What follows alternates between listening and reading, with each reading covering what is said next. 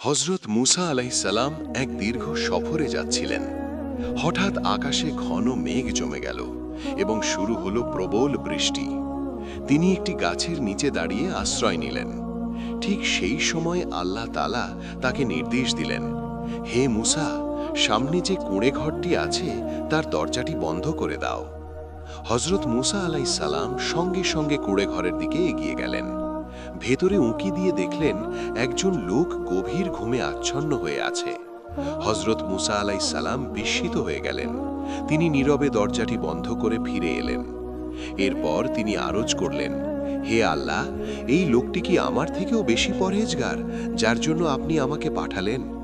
আল্লাহ তাআলা উত্তর দিলেন, না হে মুসা, সে আমার এক অবাধ্য বান্দা, যার উপর আমি খুবই অসন্তুষ্ট।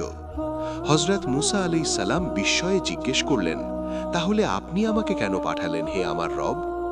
আল্লাহ তাআলা ফরমান দিলেন, হে মুসা, যদি বৃষ্টির একটি ফোঁটাও তার শরীরে পড়ত, তাহলে সে আমার নাম নিয়ে আমাকে ডাকত, আর আমি আমার নামের সম্মান রক্ষা করে তাকে ক্ষমা করে দিতাম।